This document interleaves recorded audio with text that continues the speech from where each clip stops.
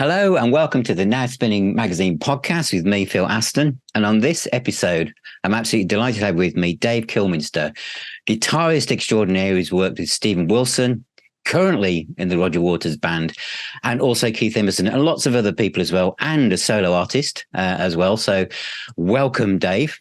Thank you very much. I'd like to talk to you. Thank you. I'd like to talk to you about the new Keith Emerson box set Variations, which is an immense project with about 20 CDs in it. Yes. So enough for any fan of the great man to indulge into for a long time to come. But to get some context for my listeners and viewers, I wanted to just go back in time a little bit. And because I talked to a lot of guitarists, but you started actually on piano, didn't you? You didn't start. Yes. Yeah. What kind of your early piano training and what effect did that have on becoming a guitar player? Oh, that's a good question. I never had any training on piano or guitar, actually. Right. I just liked the sound of interesting music, I guess, which guitar playing for me can be a little. You'll hear certain licks or certain phrases that they live on guitar. People play them all the time. Violinists wouldn't play it. Saxophonists would never play it. Pianists would never play them, but they're very specifically guitar. Yeah. Guitar licks, and I never had any interest in guitar licks as such. I just wanted to play music. I was brought up on a huge random assortment of nonsense, but it would include a lot of classical music as well.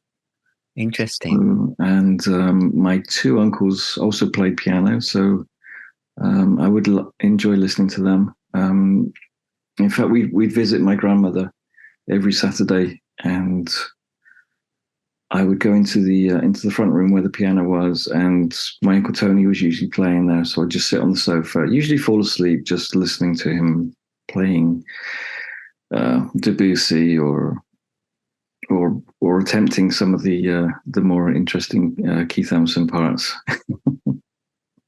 So I guess so when I started playing guitar, I only picked up the guitar because we didn't have a piano at home, and I just found it infinitely frustrating. I needed to play.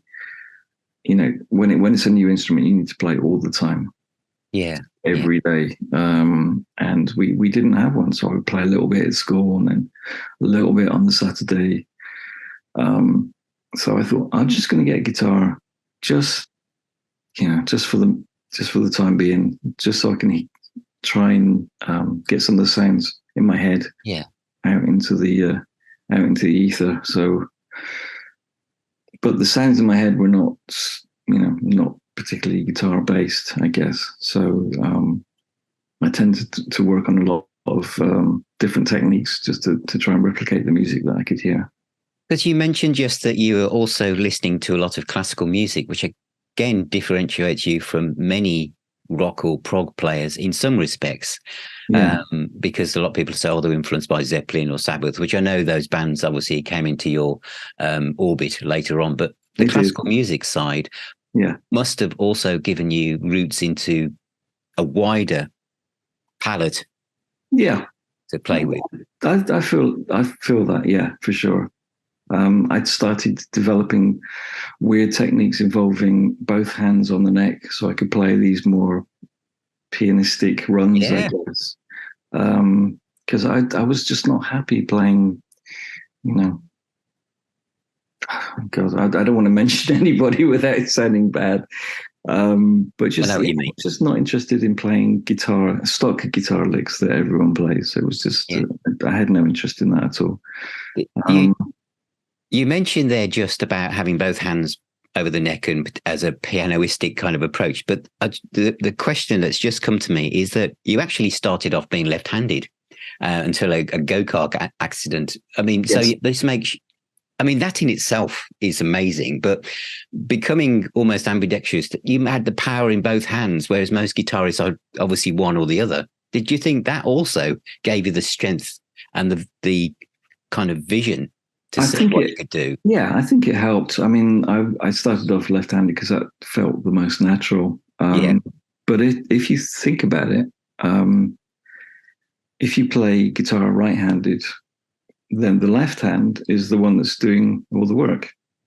You know, the left hand is the one that's having to create the notes on the neck, to do the hammer-ons and pull-offs and whatever. Yeah. And there's quite a few guitarists that are left-handed but play right-handed. I think Gary Moore, Mark Knopfler springs to mind. There's a whole bunch of left-handed guitarists. You could probably look it up. I'm sure there's a website somewhere, but it seemed to make sense later on. It made sense that I mean, I didn't want to swap because learning guitar is a pain. So obviously learning it twice is just it's twice as bad. And it was even more frustrating because I could kind of see what I wanted my fingers to do, because I'd got my fingers my right hand to do that before.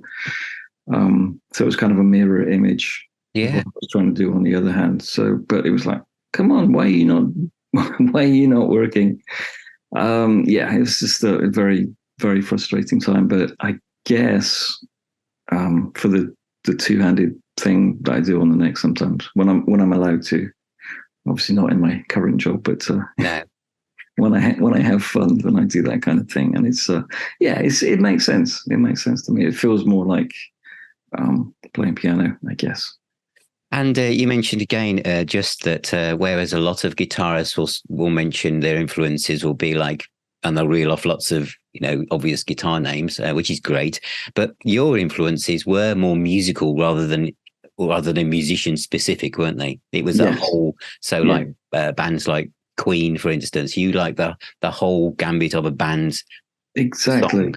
I just wanted to be in a band. That's all I've ever wanted. I wasn't interested in being a solo artist or even a guitarist particularly. I just wanted to play music with people that I liked. And it's been a struggle. But I have been very lucky to play with certain individuals. But yeah, what I always wanted was to have a bunch of sort of school friends or whatever, and then grow up together and play together and have a career that way. And obviously that's not possible anymore. But that was always my dream, just to play music with a bunch of people. And all my favorite guitarists, I guess, are sort of more band players. Like Brian May, for instance. Yeah. Like Brian May, like Jimmy Page. I mean, I know a lot of the emphasis was on Jimmy Page, but also the whole unit, which it's a very unique, specific thing. There's not many good bands, I guess. What I mean by that is to have 3-4 musicians in a studio all playing together, and they create something which is bigger than the sound of those 4 people playing. There's almost an extra thing that happens.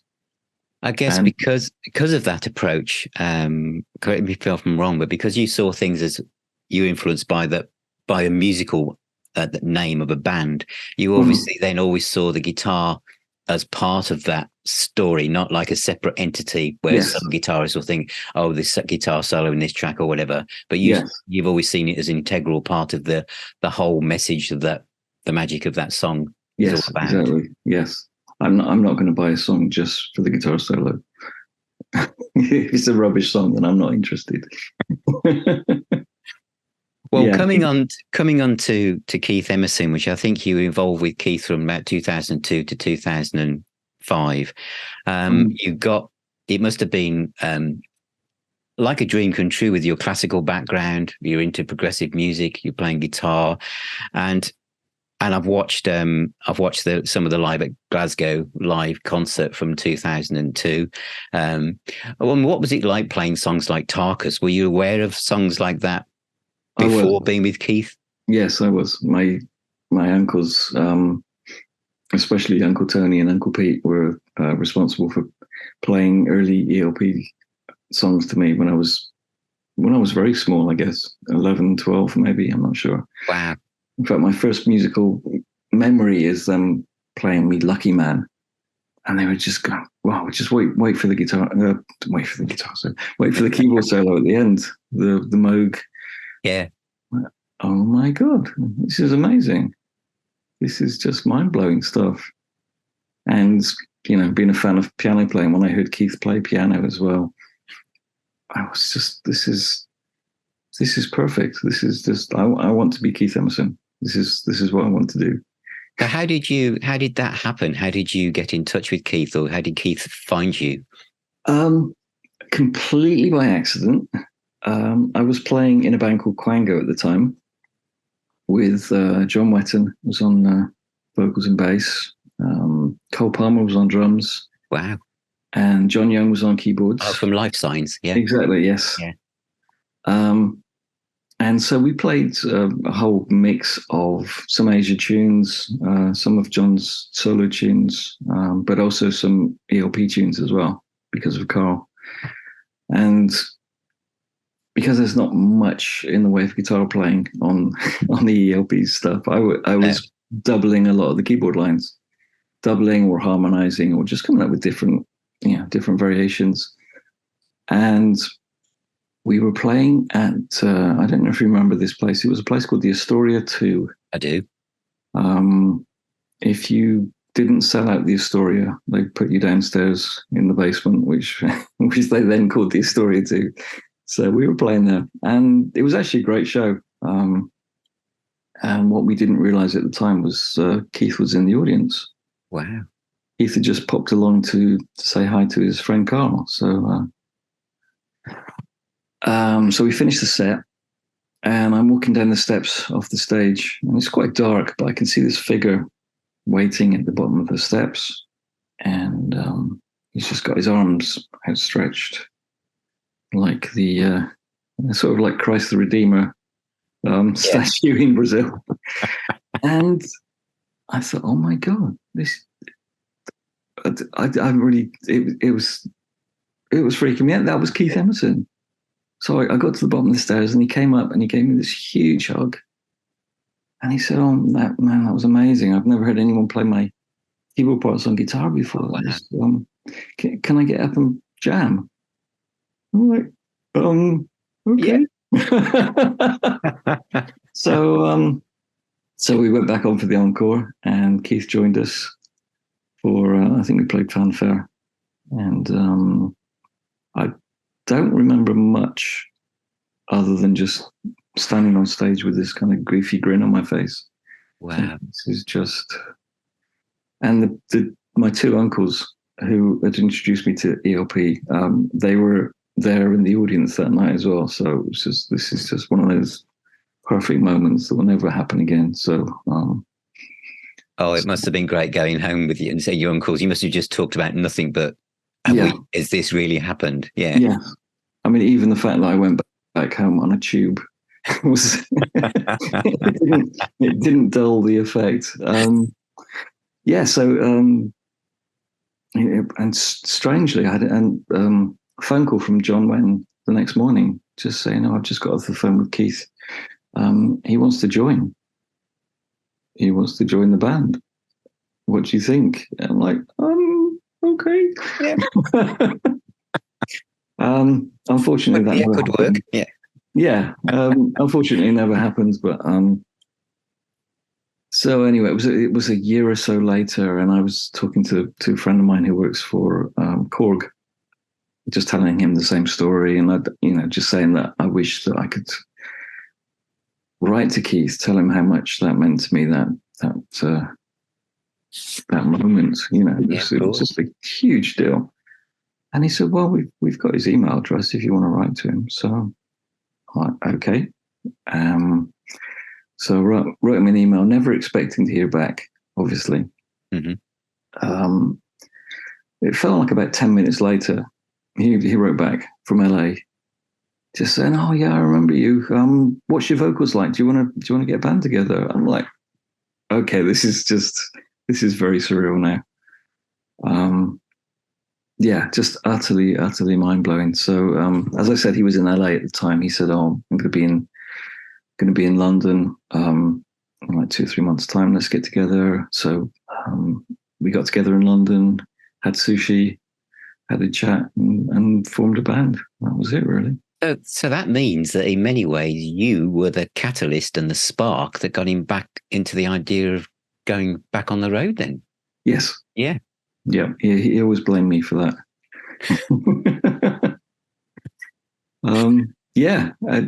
Amazing. And he said to me, "Oh, we're going to need a bass player and drummer, obviously. Can you arrange that?" And I said, "Yeah, sure. Do they need to be names, name players or whatever?" And he said, "No, just make sure they're nice people." And I thought, okay, I love this man. it's I don't know. I felt a real connection with Keith right from the first time I met him. I thought he's just as soppy as me, really. But in a good way. You just want to play with people that you like and you enjoy their company. So I contacted my friends Pete Riley and Phil Williams, drums and bass respectively, who I knew from two different situations. Yeah. And we got together, and it was kind of amazing, really. I mean, there was a lot of stuff to learn. Yeah, it must have been it must have been amazing for your two colleagues, though, to actually say, "Would you fancy being in a band with me and Keith Emerson?" Yeah. I remember Phil. It's because it's very complicated, especially something like Tarkas. Yeah. I mean, he had everything written out because there was a lot to memorize, and he had something like 9 pages that were sort of sellotaped together along just in front of his mic stand, and he's sort of reading it like a typewriter as he's going. For me, it was easier just because I'd been brought up on that stuff, so I knew. I didn't know how to play it, but I knew, it was in my head, and that's the most important thing for me. I always feel with Keith Emerson or ELP overall, I guess, that the music, when it originally came out, the musicians were young; they were in their early 20s. The audience was teenagers or early 20s, yeah, and these same people were listening to Slade or T-Rex, and there was this music that was complex and orchestral and classically based. I almost felt that in many ways the audience weren't ready. People like Keith Emerson was so far ahead of their time that it almost took a few decades till the audience was older and had experienced more of the world and listened to some classical music themselves. So I think, do you know what? These guys were actually pretty damn good. I mean, because think about all the NME polls about, best band of the year, and it was coming through punk and everything.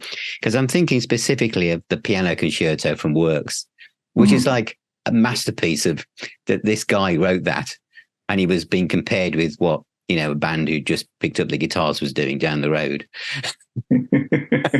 It must have been incredibly frustrating for him. But here you are, you yourself playing with him, this guy that could write music that really he should be recognized as being a great classical composer. Yes, definitely. He never had confidence in his own compositions. Really? Yeah. You come up to a new album, it's like, I guess we should do. This Prokofiev piece, or maybe we can do this. Tarkus is a masterpiece. Just do another one of those, Yeah. He wrote loads of pieces. In fact, we started piecing together an album shortly before. Well, I don't know if you know this story of how I sort of left. I didn't mean to leave the band, but my manager told me about an audition with Roger, and it was for a 10-week tour. And he told me the dates, and I looked at the dates, and I said, I can't do it. I've actually there was like 3 or 4 Keith Emerson Band gigs in the States during that time. So didn't think anything more of it. Forgot it completely.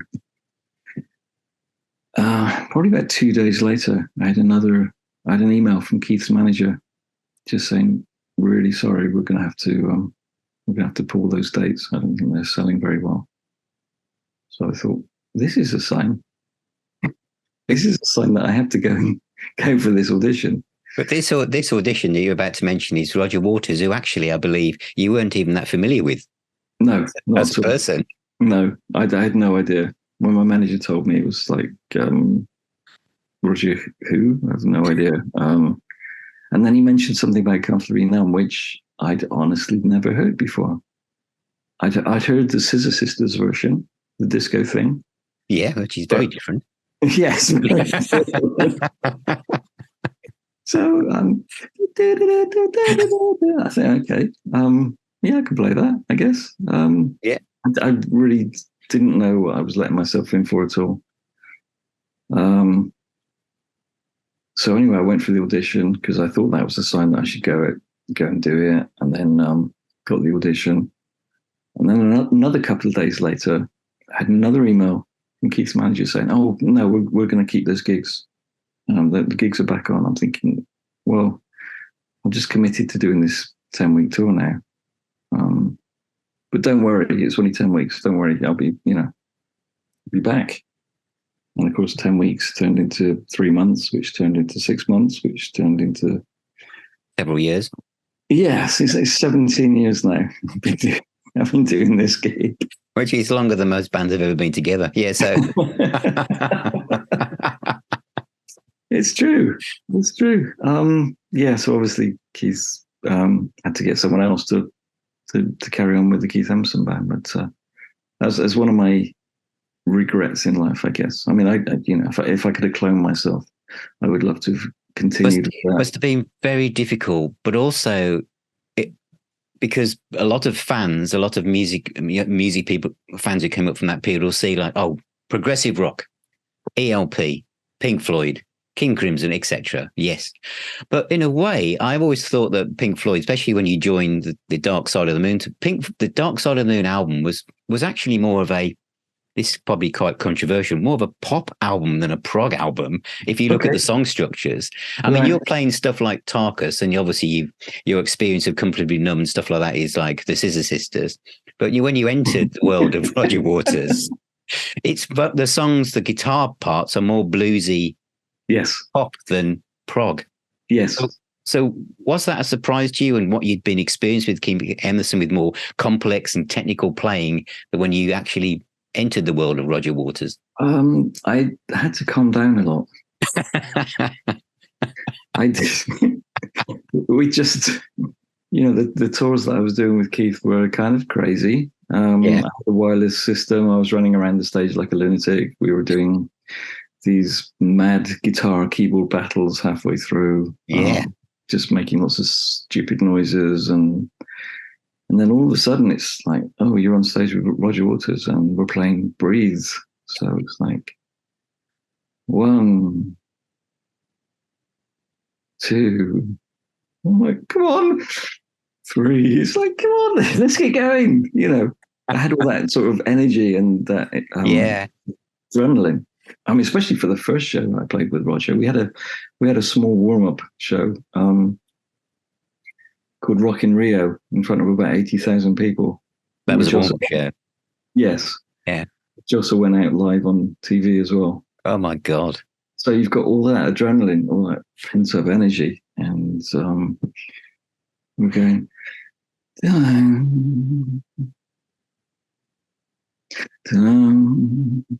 So yeah, it was a learning curve for sure. And as you say, so different, because I watched one of your own tracks is Static from the Keith Emerson.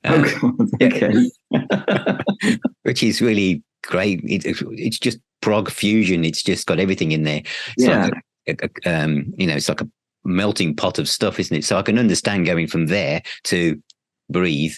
Yes, must have been quite a culture shock. I mean, it was great. I was unfamiliar with that stuff growing up, but obviously as I've played it more, and you really get to appreciate what it is, music and how much it means to people. In fact, and also it's perfect for playing in arenas where it's all kind of big and echoey and stuff. You try and play something like Tarkus in there, and it just can get a little lost. But this is perfect music for big stages. It is. I saw you on the Wall tour and on the night at the O2 when David Gilmour appeared on top of the wall. It was the only night that he did. Yes. I was there then, and then there was like grown men either side of me, in front of me, behind me, all with tears in their eyes. It was like, because it was like such a powerful, emotional thing. I mean, it was definitely a moment. Yeah, definitely a moment. I mean, for you yourself, because you knew he was going to appear, and you've been playing Comfortably Numb for quite a while. What was that? What was that like? Was that the first time you bumped into him, being close to David Gilmour at that time? No, I met him when we started rehearsals for the Dark Side tour, actually, and he was lovely. He came up to me and introduced himself and said, "Hi, I'm David," and I said, "Hi, I'm your stunt double." And he said something like, I can't remember exactly. It was something like, "Oh, you know, it's pretty easy, isn't it?" I said, "Well," but he was lovely. He was very, very friendly, and obviously that day at the O2, I don't know. I was probably the only one feeling this, but what had happened at the beginning of the Wall tour was that it was mentioned that David would get up and play Comfortably Numb during the tour at some point. Mm-hmm. So for the first year or so, all I saw was reviews saying, "Oh my God, this is the best. This is one of the best shows I've ever seen in my life." Yeah. Only it was the night that Dave Gilmour was playing, which I kind of took to mean, if only it was the night when I wasn't playing. I mean, it's difficult. It's an ego thing. Yeah, of course it is. You can't help it. No, of course not. So I was very happy that he finally got up and did that at the O2. I actually went into the audience and watched, because normally I would just be on I'd be up there. So me and Robbie, the singer, we were on either side of these cherry pickers. So we decided just to go out front. We went and stood by the we're actually in the disabled section, I think, and we just thought, let's just watch this, because this is a moment. This is a moment that a lot of people have been waiting for a long, long time. And I mean, I got goosebumps. But it was, for me also, it was really nice that, okay, he's done that now. So now I'm not going to see that in reviews. I'm not going to see, "Oh, if only it's the night that..." It's done. Well, just appreciate the show, just, for what it is. As I said, it's just a sad ego thing, but I couldn't help it at the time. It was like, totally understandable. You've also, because you're not David Gilmour, you're Dave Kilminster, and you're obviously your guitar style and your background and how you came to this point is very different to Dave Gilmour, who's very much a blues-based player. But equally, when you watch what you play with Roger Waters, you can tell you've absorbed, you've channeled some of Gilmour, but you're still you. How do you find that balance? I mean, do you feel like you've been given a master painting, and someone said, "Here you are, but don't deviate too far from the path"? I mean, pretty much, pretty much. Roger likes to think of the albums almost like classical pieces. So I am essentially a classical musician with, I haven't got the sheets in front of me, but I know exactly what notes in what order, and I try and play the solo as close to the original as possible, with all the little subtle nuances, all the little slides and quarter bends and stuff. Just so it sounds similar. I mean, I don't sound anything like him. My guitar sound isn't like David's, but I found that if I play the right notes in the right order with the right emotion and energy, then it makes people happy. So the important thing is to keep your ego out of it. Really. I was told, in fact, when I joined the band, that was one of the... Snowy White told me two things, and one of them was, leave your ego out the door. That's what's kind of one of the rules, really. Yeah. You walk into the rehearsal room, you walk into the arena, whatever. You leave the ego at the door. So I just, I'm not thinking, oh, how would I play this? I'm thinking I'm trying to play it as close to the original as possible, but also with my own passion and energy and emotion, whatever. Yeah, because it must be difficult, because obviously Comfortably Numb has got probably one of the best chord sequences at that pace to play a guitar solo over. Yes. So the temptation to suddenly think, right then. Yeah. Actually on the War Tour, it was longer than the original album. So I had an extra couple of rounds, and it's like, okay, calm down. So I just tried to stay as much within the Dave Gilmour style as possible. So where does because obviously the other great artist I saw you play with is Steven Wilson, which I think was on the looking at me, in fact, down there. Yeah, there he is. Hi. And I actually bought that from the concert where I saw you. It was in Bristol, and I think it was the 4.5 tour, or that was when the album had just appeared. Yeah. So you're at the Boston Hall. Yeah. So how did you get involved with Steven? Because that was more probably closer to Keith's music and more complex, more prog, wasn't it? Yeah, definitely. I felt very comfortable in that band. That was just so much fun. I think basically what happened was that Guthrie and Marco wanted to carry on promoting their band, the Aristocrats. And so Guthrie suggested me, but also apparently Steven had considered me because he's a big Pink Floyd fan. So he'd seen a bunch of those shows. He saw The Wall. In fact, he was there for The Wall when we recorded it in Amsterdam. I think we did a couple of something like 4 nights recording there. Most of the close-up filming as well. So he called me up one day out of the blue, and we went for curry and just chatted, and it was pretty much got to the end of the night, and he's like, "Oh, by the way," and I love his stuff, and I was kind of desperate to do it, but there was something in the back of my mind. I had a problem with my tendon in my right thumb. I'd managed to sever it somehow, so I couldn't bend my thumb at all. So I couldn't hold a guitar pick, so I wasn't playing.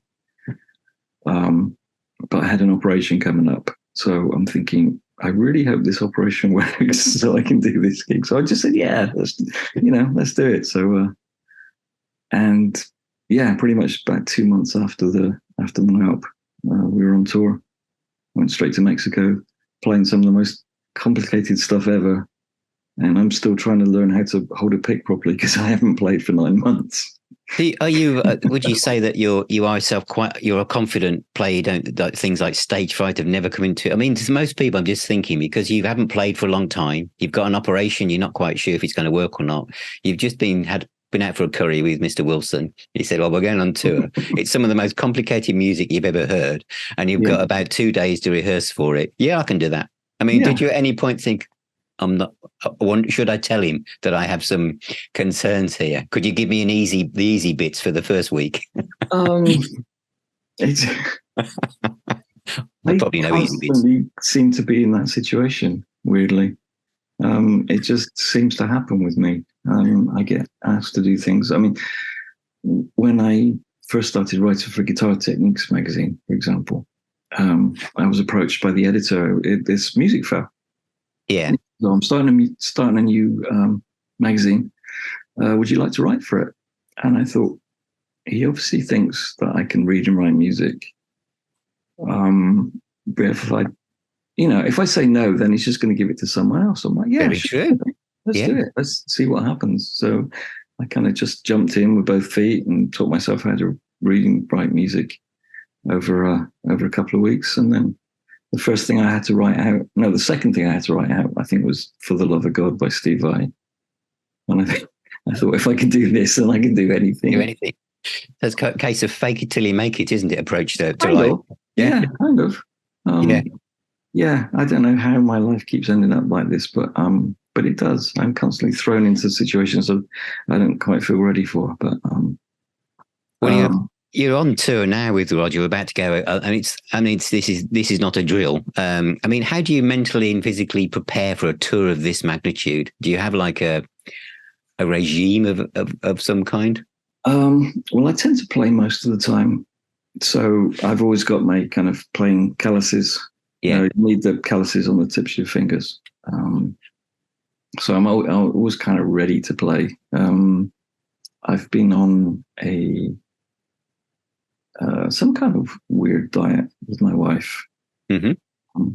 It's called truffology. Right. Yes, I don't know much about it, but but it tastes nice. It's great. It's really, really good. And, it's nice to lose a few pounds before you go on tour because you'll put them back on. Exactly. There's free food everywhere all the time. It's just so tempting. And loads of nervous energy, so you're always snacking all the time. Yeah. So it's terrible. So yeah, just try and lose some weight before the tour and make sure all the fingers, the guitars, pedals, whatever is all working. You use your current guitar of choice. It's a custom Telecaster, isn't it? Yeah. And you've played Telecasters over the years as well. It's most guitar players seem to go through the Strat or the Flying V or the Les Paul, but you I mean, especially with the prog background, you thought, no, the Telecaster looks the one for me. I don't know what it is. There's something about it. Feels very comfortable. When I'm stood up with the guitar around my neck, it feels very comfortable. Les Paul is very heavy. Yeah. A Strat feels like it's pulling to the left, and I don't know why. It could be because it's or is it pulling to the right? It's because you're ambidextrous. Yeah. I don't even have a Strat, but I think maybe because the Strat button's on the top horn, so the body kind of moves that way. Mm-hmm. So the Strats have never felt comfortable to me. Telecasters just naturally fit my body. It's as simple as that, really. It's just it feels comfortable. But I've tried to update them or to make them, because normally if you think about Telecaster players, you're talking about Danny Gatton and Roy Buchanan. And that kind of thing. Sort of country players. Yeah. So I kind of wanted to, as much as I love country, and I do play in that style when I'm just to have fun, but I wanted to be able to get all the other sounds as well. So this is why I went for a custom model. The ones I have at the moment, they're called Paoletti. It's an Italian company. So they have 3 pickups instead of the normal 2. Oh, wow. And they have tremolos so that you can do all the Jeff Beck stuff as well. 24 frets instead of the standard 21 or 22 frets. 24 frets just makes sense to me as well because it's 2 octaves. And I think they look amazing. They feel comfortable. They sound great. It's something I designed with my wife during lockdown, actually. Yeah. And they very kindly came along and agreed to build these machines for me. So I'm really, really couldn't be happy with everything I'm using right now. Fantastic. So you're so busy, obviously on global tours and stuff. Do you have much? I mean, how do you have room for your solo work? I mean, it's I think The Truth Will Set You Free was 2014, wasn't it? That came out. Yeah. It's almost the 10th anniversary for it next year. A special edition. I hadn't thought about that. Oh God! Don't give my manager ideas. I have been recording a new album, which is practically finished. Yeah. I just have the vocals to do. Everything else is done. It's a band that I've never recorded with before. Most of it is people that have played with Stephen Wilson, actually, thinking about it. Sounds good. Yeah, no, there's Marco Miniman on drums. Yeah. There's, the slightly insane Nick Beggs on bass. Oh, yeah, brilliant player. Yeah. Yes, and Adam Holtzman on keyboards, who used to play with Miles Davis. So fantastic. Yeah, if he's good enough for Miles Davis, I think he's exactly. It's going to work. Yeah. Yes. My friend Heather Finley did some backing vocals. I've recorded some real cellos and real violins. And yes, everything is done. Everything sounds amazing, and it's just up to me to do the vocals. And all I want is just a gap of time to do it. I don't want to rush. I don't want to half do it, because if I record half of them, then I go on tour and I come back and think, oh, my voice is better now, so I'm just going to record it all again. So that's the plan. We'll do this tour in South America for a couple of months. Come back early next year and finish that album. I just finished one of these, because you talked about earlier about your ego and keeping it in check, and sometimes it kind of bubbles to the surface, and and what Snowy White said. I remember John Young from Life Signs said he's the best guitarist since Hendrix at some point in an interview. With such high praise, how do you stay grounded amongst such fine words from fine people, I must add? I guess I know the truth. Basically, my ears are better than my playing will ever be, and I hear certain other players, and I just aspire to that. I know I'm not where I want to be yet. I'm not as good as I want to be. I'm still practicing. In fact, last week I made a major breakthrough in a particular picking thing that I was struggling with for a while. And after 47 years, I finally figured it out. You've sorted it. I've sorted it, yeah. So, but yeah, I'm still learning, still improving, still trying to go forward. That must be so exciting that you break through after that many years, and you see yourself on a journey, especially because you say you're going to do a new album. When you break through to a new technique, you just think, oh, that will work so well for that song I was working on 8 months ago. That's the doorway into where I wanted to take it. Yeah. I mean, for me, technique has just been a way of playing the music that's in my head. Yeah.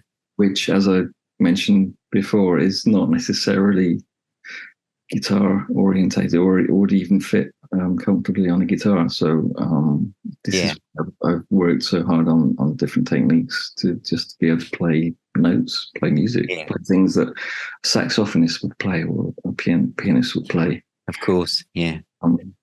So, and it is exciting. I still love practicing. I still love playing. I'm not going to be able to do any of this stuff, obviously, on the next tour, because it doesn't. No. And when are you off on the next step of Roger's tour? Oh, God. What's today? Thursday. About a week and a half. Gosh. Yes. Yeah. Very, very soon. It's fine. I'm sort of ready. There's all the usual mundane stuff to deal with before you go away. Make sure the car tax is not going to run out while you're away. Yeah. Silly stuff like that. But apart from that, I'm ready. Okay. Well, if people want to find out more about you, they can go to your website, davekilminster.com. Is that all the latest info? I wouldn't say it's latest. No, it's kind of... It's a good place to land. Yeah. I mean, I tend to be more on... there's a Facebook fan page. Okay. Which has got over 50,000 people. Wow. Okay. I know. It's crazy. I'll put a link to that on the description when this goes out. Oh, perfect. Thank you. And also Instagram. I'm very active on Instagram. So those two are the best places to find me, I guess, at the moment. Yeah. Brilliant. Well, Dave, thank you so much for your time today. It's been great talking to you. It was a lot of fun. Thank you. And I wish you all the best for the tour. And I look forward to your next solo album. And hopefully your manager hasn't overheard us saying we could have an anniversary edition of your album from 2014. But you never know. It wouldn't be the worst thing to put them out together. No, it wouldn't, would it? There must be so many extra bits, new techniques to add to those tracks, perhaps, on the demos. All right, brilliant. Well, take care, Dave, and hopefully we'll catch up again in the future. Thank you. Thank you so much. Thank you. Well, a huge thank you to my guest, Dave Kilminster, currently with the Roger Waters Band on tour. And isn't it a fantastic interview? What a great career so far. Played with some fantastic people, Keith Emerson, obviously Stephen Wilson. There's so many, actually, John Wetton, and obviously Roger Waters. And don't forget that Dave also has his own solo career and a new album coming out, and that lineup for the band sounds absolutely stunning, superb. So I can't wait. So check out davekilminster.com, but also the Facebook page and also on Instagram. Thank you for watching and listening. Please subscribe to the Now Spinning Magazine podcast. Visit the website at nowspinning.co.uk. Also the YouTube channel, tons of unboxing videos and reviews and features on there as well. We also have a private Facebook page. We are everywhere. It literally is a Now Spinning multiverse, as we're on all social media channels as well. Remember, music is the healer and the doctor. Take care, everybody. Keep spinning those discs, and I shall see you very, very soon.